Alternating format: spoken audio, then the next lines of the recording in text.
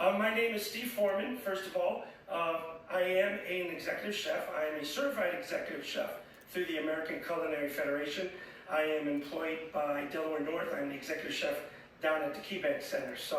But as of right now, because of the current things that are going on, I'll be staying home for a little bit. So because of that, I wanted to partner with people out there in Facebook world and give you an opportunity to see how we do certain things and how we cook as chefs. So tonight's topic is dealing with eggs.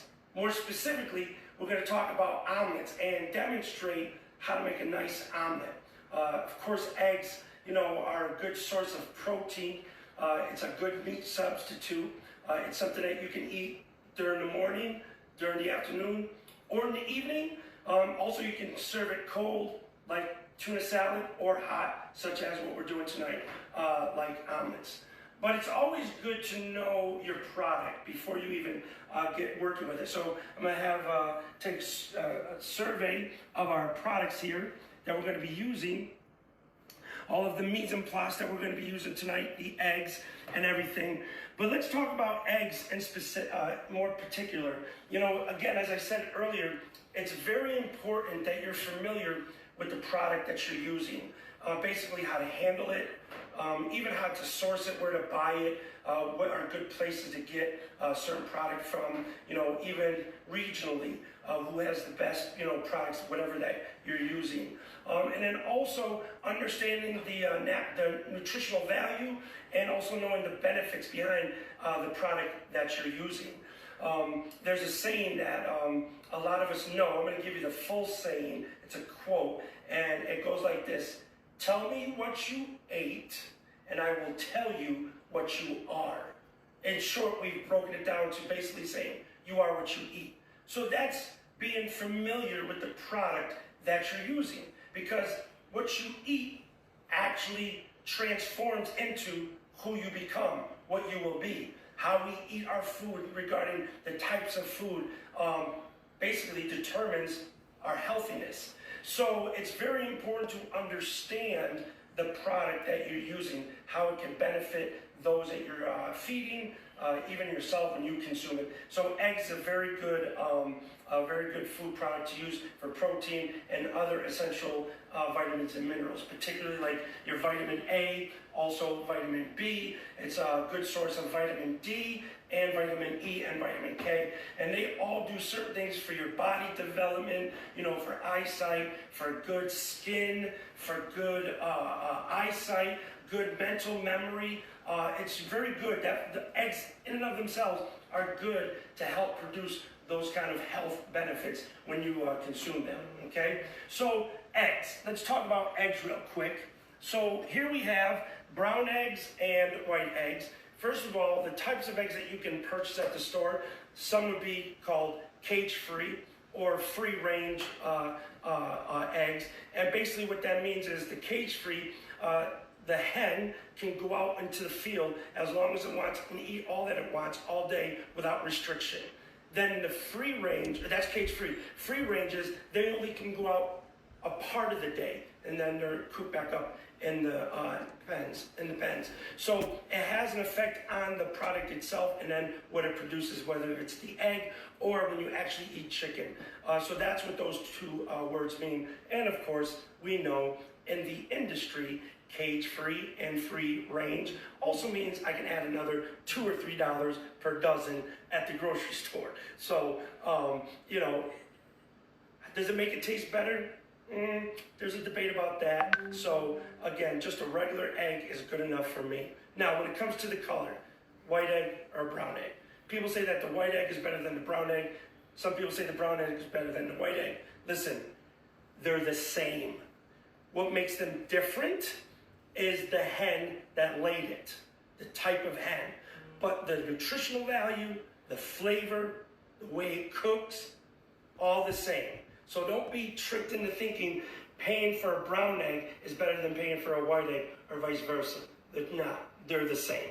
So you need to understand that. It's very important because, again, people will try to, market certain things just to squeeze an extra dollar out of us. So just be mindful of that. You can use both. It doesn't matter. Then there's cooking varieties, what we can do with an egg. How can we cook it? There are several ways of cooking eggs. I mean, there's a number of ways you can cook eggs.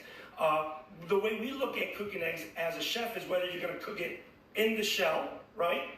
Boiled egg, cooling it, hard-boiled egg, cooling it, breaking it up and making it into a salad. Or making deviled eggs, right? Or you can take it out of the shell, and there are many variations that you can use for that as well. Then you have moist heat cooking, dry heat cooking. All those things are what we think about as chefs when it comes to cooking an egg. Whether you're going to scramble it, whether you're going to poach it, whether you're going to fry it, whether you're going to make a quiche out of it, a souffle. Another form of eggs, they're called migas. A Spanish version of a scrambled egg that has tortillas and salsa tossed in it. Phenomenal. I just came across that. But it's an awesome way of creating an egg variation. But tonight, we are going to make omelets. I'm excited. Are you excited? I'm excited. I love making omelets. I love eating omelets. I have one. Whoopsie. Good, it didn't break. So we want to have our mise en place together. Some of you that have been on maybe the last 2 cooking classes that I did, it's extremely important for us to discuss mise en place or organization. It's basically a French word that means things in place, which we have right here. We have all of our ingredients ready to go. We have everything that we're going to use, including our tools. We have our spatula that we need, our pans, our bowls that we need, our whisk that we need, our small bowls, our pepper, our salt, and then any of the ingredients we want to put into our omelet. Onions, we have mushrooms, spinach, we have bacon, cheese, peppers, onions, ham, tomatoes, onions. And so you can do many, many things to create the omelet that you specifically want. So you can make a meat lovers, you can make a vegetarian, you can make an egg white omelet. Again, all of that is you decide what you want to do. And it's simple. Cooking is simple. All you need to make sure is you have your mise en place or your things in place, as we say. And then we have our Teflon pan, which we'll look at in a minute. It's already on my stove. But the Teflon pan is extremely important. Why? Because you need to have a surface that allows the protein or the egg as it's cooking to be able to move smoothly across the surface. So when we flip it, the egg will flip without sticking and causing it to break apart. That's the reason why we use Teflon pans. And it's very important that you maintain your Teflon pan so that you don't scratch it, you don't let things be set inside of it. I had to look for my Teflon pan. Guess where I found my Teflon pan? I found it among my wife's pots and pans, and somebody decided to put a pan on top of my Teflon pan, and I was like, oh my, what do we have here? This is not how we take care of our equipment. So I had to take my Teflon away from the rest of the pans to keep it safe. Why? You don't want anything scratching it. Very important that you take care of your tools in the kitchen. So then we also have our chef knife, right? We're going to need this to make sure we have what we need to do to dice everything. So now, here we go. I'm going to first demonstrate, again, dicing an onion.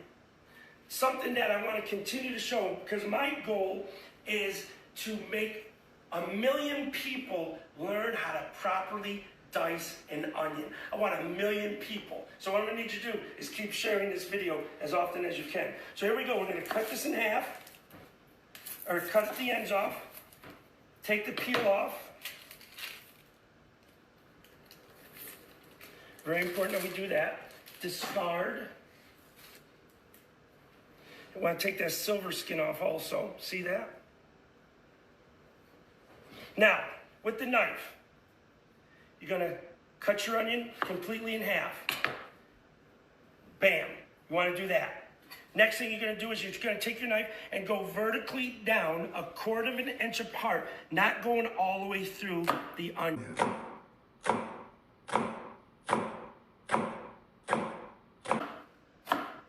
Then you're going to give it a 1/4 turn. Then you're going to take your knife, your chef knife, and go horizontal. Again, not going all the way through, but 1/4 inch away and 1/4 inch down. Slicing your knife through the onion. So you've made 2 cuts already. Now we're going to go vertically down again. And here we have cubed or diced onions.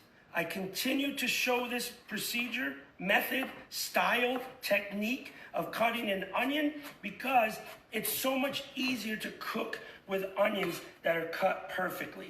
And so what we're gonna do is, we're gonna put our onions over here.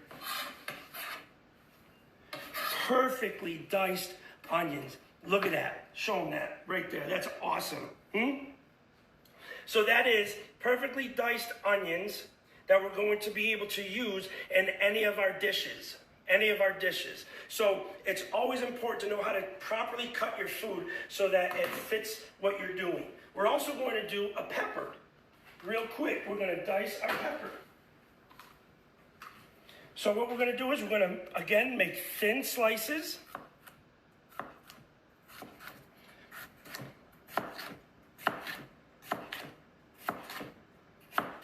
Now, I want you to notice what I'm doing here. Typically, I would clean this better, but I want to show there are certain times when you want to use all of your ingredient, all of your product together so that you get the most value out of the product that you bought. So with the pepper tonight, we're going to cut it up so that way we haven't used, I already have some cut, but I just want to, again, encourage people to take the time to using their knife skills and cut into the produce that they're using. So here we go. Again, just dicing up our red peppers.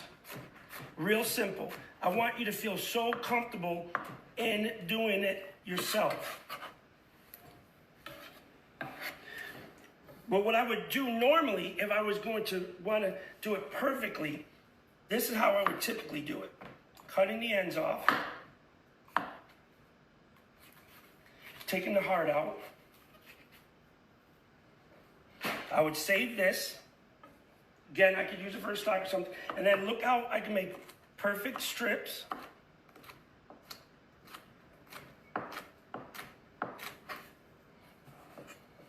And then a perfect dice. See that? Real simple. Very, very simple. You can always use that for other things. So it's important for us to understand how we're cutting our product. So now, after we've gotten all of our product cut, which is called our mise en place, getting everything in place, having everything ready to go, now we can move on to actually start cooking. That's what we can do next. So what we're going to do is we're going to head over to my stove top over here. And we're going to begin our cooking. Here is my Teflon pan. This is extremely important to keep clean. That coating will help us to make sure that it doesn't stick, that the protein, the egg itself, on the surface of your pan won't stick. Because when we go to flip, we don't want part of your egg going up and the rest of it still stuck to the pan, and then it flops into the pan as a big mess. So we turn our range on medium. We want our pan to be warm. And then what I do is, I use a little spray, butter flavored spray. That also helps. Nothing wrong with that. I'm going to use a little drop of oil. Very, very little bit. Regular vegetable oil, if anybody wanted to know. So far where we are at, we've had our mise en place ready to go. We come to our stove. We turn our stove on. We have our pan ready to go, the right pan.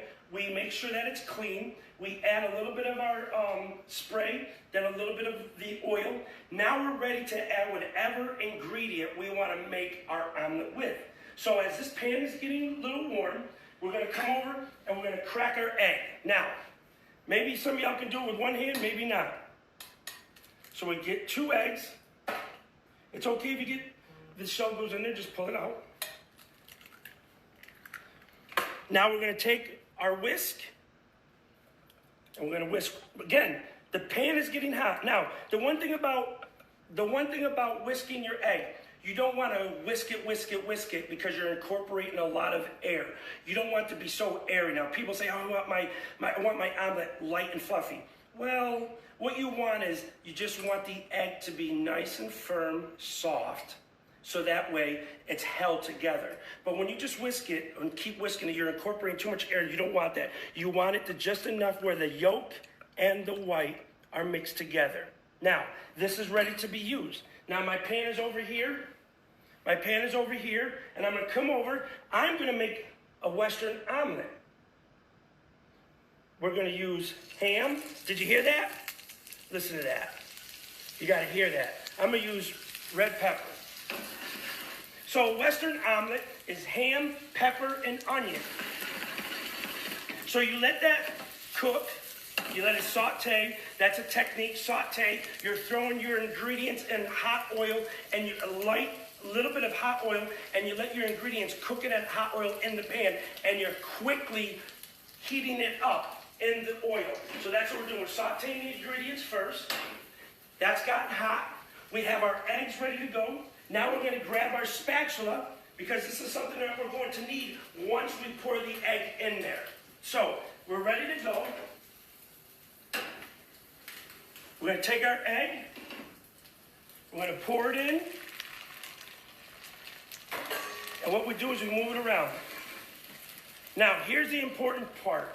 What I want you to learn to do is take your spatula and push the egg to the center so the eggs in the center come to the edge. You see that? You see what I'm doing? I'm pushing the egg to the center while the eggs that were in the center go to the edge. Now watch this. And so you help cooking it faster. And once it gets settled, you keep pushing it to the center.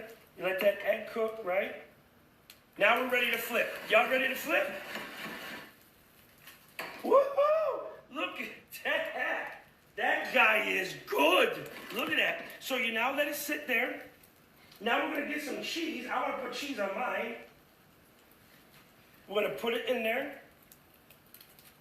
Let it sit there. We're going to turn it down. And what you can do now is you can take your omelet off the fire, because the residual heat in the pan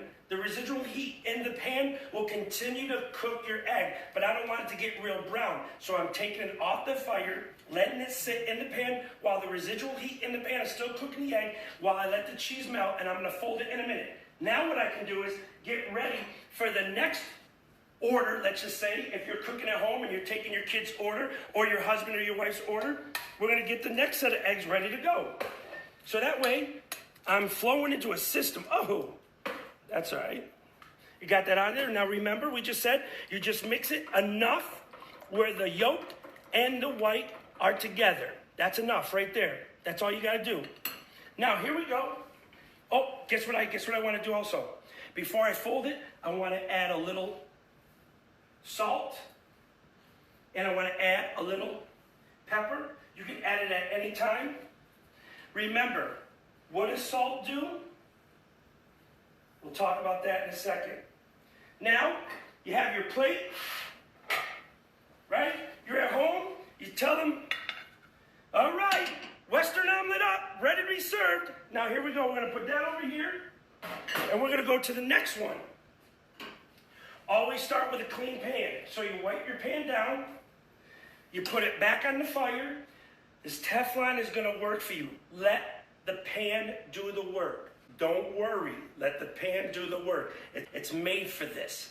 You just gotta treat it with respect and know what it can do for you and let it do its work. So you put it back on the fire, let it get warm. Then again, we're going to spray our pan.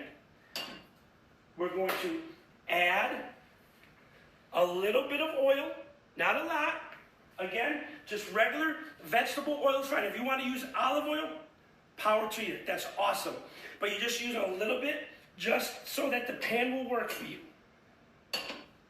Now we're going to turn the heat up a little bit so that pan gets a little hot. We got our egg. We got our egg ready to go.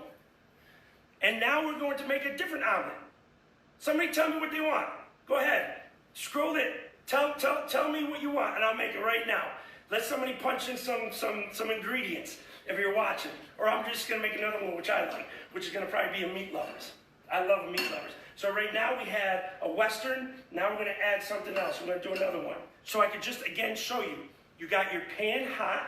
Here we go with some bacon. You get, oh, look at that. That looks good, right? Somebody said mushroom pepper. All right, we'll do that one next. Mushroom and pepper. Beautiful. The seafood. I ain't got no seafood. I was thinking about that, though, but I didn't have seafood today. So I got my mushrooms. I got my bacon and my ham. Now what I'm going to do, after I got that sauteed, here I go. Remember what I said? You move it around. And then what you do is you start to push the egg to the center. Let the eggs in the center come to the side. Push the eggs to the center. Let the eggs at the side come. There you go. You're working that egg so it's cooking. So it's going to be good for you to flip. We have a couple of requests. One says veggie. Oh, snaps. All right, here we go. We're going to flip. Look at that. Look at that. Now we're going to turn our oven down, our stove down. So I'll do the mushroom and, what they say, mushroom and onion? Yeah, mushroom and pepper. Mushroom and pepper. We're going to do that one next. But now watch what I did. It's on the stove still. Remember the residual heat. I'm going to let it cook a little bit, make sure it's cooking, but I'm going to put some cheese on it. Right? Mm-hmm. Now again, look what I do, because I'm taking orders, right? Now I got my mise en place. Now I'm cooking. I'm a well-greased machine now. I'm going to move my pan off to the side, off the heat. The residual heat of the pan is still cooking the omelet. Now I'm going to do what? I'm going to go back and I'm going to crack some more eggs for the next one. Now I'm going to use brown egg. Let's look at that. So for that one, you don't need salt and pepper? Because of the bacon, or no?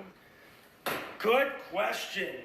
That's a beautiful question. So salt and ham are not loaded with salt, but they have a higher salt content. So I'm keeping it like that. You do know cheese as well has a high salt content. But I will add a little pepper. Good. I like that question. That's a good thing to be thinking about when we cook. That's a lot of the stuff that we do think about when we're cooking, is we have to be mindful of those kind of products that are either low in salt, high in salt, and so on. So, all right, so that's sitting over there. Here we go. Let's look at the egg mix again. In my bowl, remember, I'm just mixing it up just enough to get it mixed up. Not heavy whisking or anything. There we go. We got that sitting there. I'm going to take my plate. We're going to fold. See, now that got a little bit brown. I don't like how brown that got, but that's okay. And there we go. That's my meat lovers, right? Mm-hmm. All right, mushroom and peppers is next. Somebody asked if he was on Grubhub. That's funny. So remember, I clean my pan, treat it with love, right? You got to make sure you're letting the pan do the work for you, but you got to take care of the pan. So I wiped it out. I got it back on the stove. Again, a little bit of spray. Put it on the stove. Just a little bit of oil, not a lot. Bam. Now we're going to turn this up. We already have our eggs cooked, our eggs mixed. Here we go. We're going to let that fire get that pan ready to rock and roll. So this is fun. This is fun. When you have everything set up for yourself, it makes cooking so much easier, and then you can have the fun that you want while you're cooking. It should not be stressful. Cooking should not be stressful, but remember, if you're following the techniques, you're letting the equipment do the work for you. I had a sharp chef knife. I have a right Teflon pan. I have a cotton board. I have myself mised out, meaning I have my mise en place in place. Now I'm just going to have fun cooking the order. I'm making a mushroom and pepper omelet now next. So here we go. We're going to get the mushroom. Someone asked, can you put milk in the egg? Yep. Why or why not? Yep.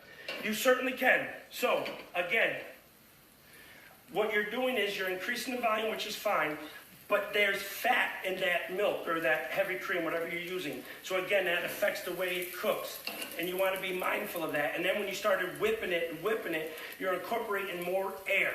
You can use it. We do at work sometimes. Sometimes we add heavy cream to our eggs to whip them up to make our omelets.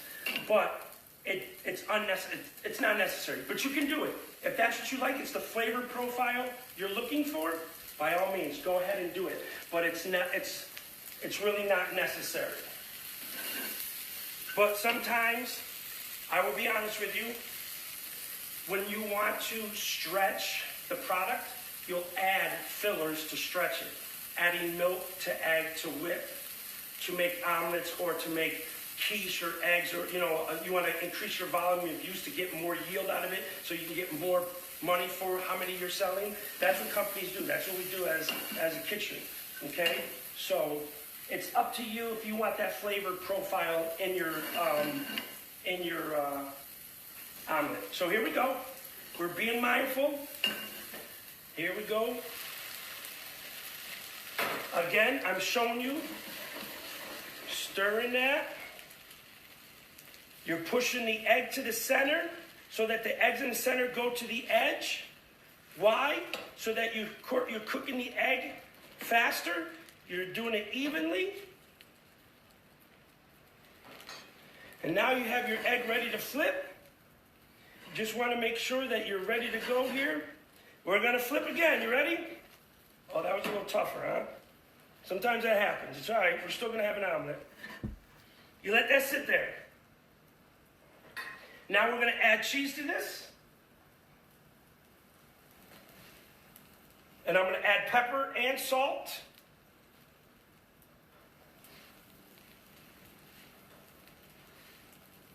Oh, this is going to be so good. I wish y'all could be here with me. So I'm going to let that sit in there, just let it cook. So, again, let's talk about the ingredients. So, salt. Again, you'll hear me talk about this all the time because it's so important. Salt is a taste, it's not a flavor.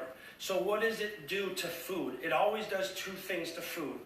It reduces the bitterness that's in food, and it elevates the natural sweeteners that are in food. So it's so important that you add salt to the product you're making. So that way, the natural sweeteners that are in foods will be elevated. And if there's food is bitterness, like if there's, like you're using it for salad or greens or whatever, and they tend to be bitter, add salt.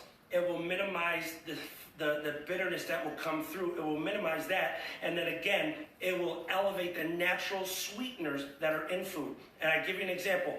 If you have ice cream at home right now, I want you to take it out, scoop it into a cup, drizzle just a little bit of salt over it, and eat the ice cream. It's going to taste sweeter. Now, somebody might ask, what kind of salt? So important.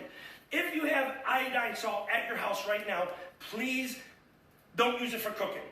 That's not good salt to use for cooking.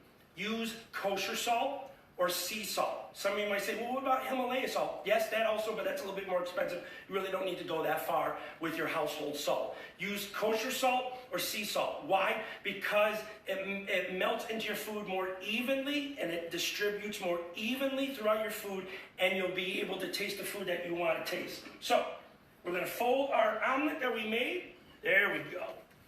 There we go. Beautiful. That is absolutely awesome. Look at those omelets. Those things look gorgeous. So, here we go. So, let's recap real quick. Somebody asked, is that why people put salt on lemons? Absolutely. Yes, to minimize the bitterness and the sourness that you're tasting, because salt is a taste, right? It's part of your taste, it's part of the taste that are in your mouth. It's not a flavor, but it elevates the other flavors that are in food, the natural sweeteners, and it reduces the bitterness. So when you use salt, that's what you're thinking about. It's a chemical reaction. When we work with food, we're working with and creating chemical reactions that create flavors and the flavor profile and how it will affect your taste buds and all of that, and how it cooks and how it will look. All of those are chemical reactions occurring spontaneously while you're adding ingredients and while you're cooking, sauteing, roasting, whatever it may be, grilling, poaching. These are all having a chemical reaction with the food that you're using. So that's why it's very important for you to understand those things that are going on while you're cooking. But salt plays a big part of the flavor profile of our food. So, to recap, yep. Someone said, I'm always afraid to add salt. I oversalt everything. So do you have a trick for that? So to answer that question about oversalting, you got to get familiar with the flavor. You got to get familiar with how it's going to taste with your food. You got to become familiar with. You got to get familiar with what the balance of the salt will be to your taste buds. So it's very, very important that you get familiar with that. And also be able to use it less and less and less till it becomes something that you're used to. People, I'm gonna be honest with you, people who smoke have a hard time adjusting to the salt because their flavor, their taste buds are a little off. Or if sometimes, you've been used to always using a lot of salt. For you to cut back, it's gonna be hard for you to adjust. The way you can do it is having somebody else taste the food with you so that when you sense what it tastes like to you and have somebody else taste, say, oh, that's way too salty, you'll know how much you put in and you'll know what to sense the next time, and then use less salt, have somebody else taste it, you'll know where that level of saltiness needs to be at. So, but it does take time, okay? It does take time. And follow the recipe if you have one. If it says 1 teaspoon, just use 1 teaspoon. Don't say 1 teaspoon for me, 1 teaspoon for them, and just 1 more for me for good charm, right? Just follow the recipe with that, but do get familiar with how much you've added and keep tasting food. Get familiar with that. You always have to taste everything before you serve it. Always. You always have to try everything that you make. So now the last thing I'm going to do, I have something that I want to try, and you tell me what you think about this dish I'm about to make. Now, it's a little hefty. It's definitely a little hefty. So, what I got here is a combination of things that I'm going to put together. I want you to see what I have here. Go ahead and zoom in there. This is what I want to do. Watch what I do here. French toast, and I have pancakes, and an omelet. French toast, pancake. What's in the omelet?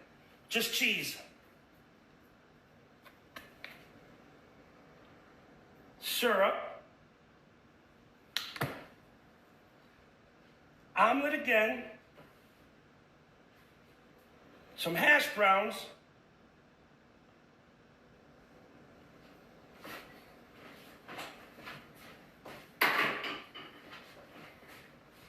Now, I made this for my son this morning.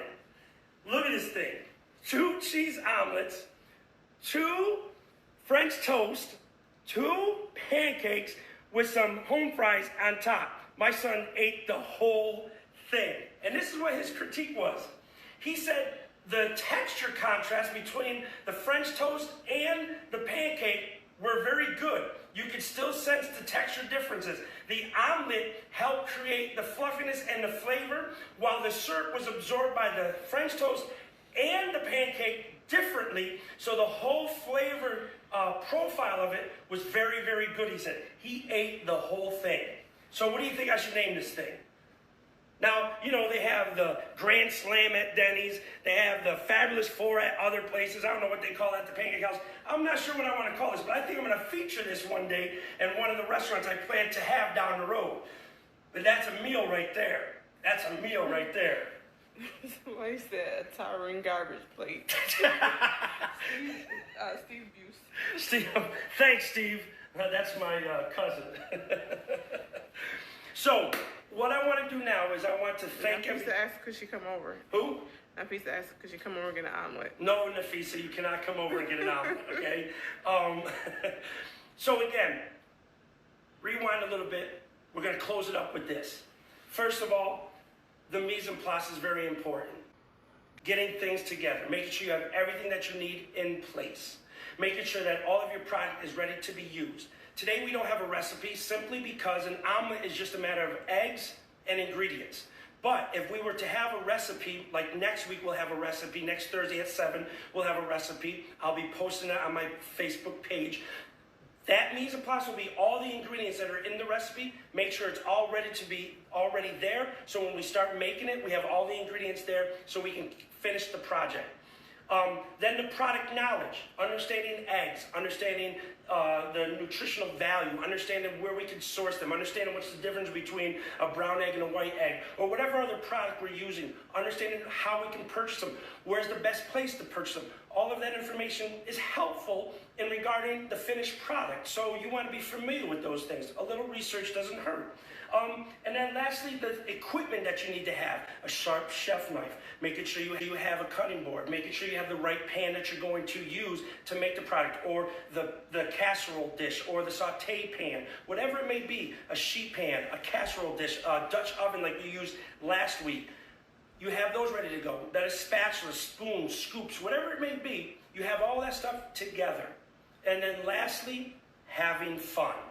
Making sure that while you're cooking for your family, for friends, whoever it may be, that you're sitting back and you're enjoying it, looking at the smiles, the happy guests, eating all the food that you just created, that you just made, and letting them enjoy that while you're enjoying making it for them. And so we want to keep all those things together while we're doing this. Now, if you want, you're more than welcome to go to my YouTube channel. And my YouTube channel is Thyme-n-Honey. That's the name of it. But this is how you spell thyme. Thyme-N-Honey. Honey.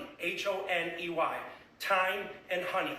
Go to my YouTube channel. I'm going to start posting some cooking videos on there. I already have one there. Subscribe to it so that way when I keep uploading videos, quick little videos about product, about tools, about technique, about culture, about different flavor profiles, different things that I will continue to upload into that so that you can become more acquainted with what's going on in the kitchen. But every Thursday, 7 p.m., I will be doing a Facebook Live cooking demonstration. I will be posting the recipe on my Facebook page every week prior to that Thursday. It will probably be up on Wednesday before that Thursday when I start cooking. So just be looking out for those things. This is time to enjoy. Let us be safe. Let's make sure that we stay healthy, but let's enjoy what we're doing. Let's have a good time with our families while we can. Even while we're quarantined, we can still enjoy our company, enjoy one another, and have a good time cooking up some great dishes in our homes. So you have a great evening now, and until next time, this is Steve Forman. Again, Thyme-n-Honey YouTube channel. Check it out, subscribe, and look at the videos I'll be putting up there. And join with us next Thursday, same time, 7 p.m. I want to thank everybody, all those that shared my posts, all of you that were spreading the word, and everybody that's friends, family, new family, all y'all, I appreciate you tuning in today. I pray that you have a great evening. Take care.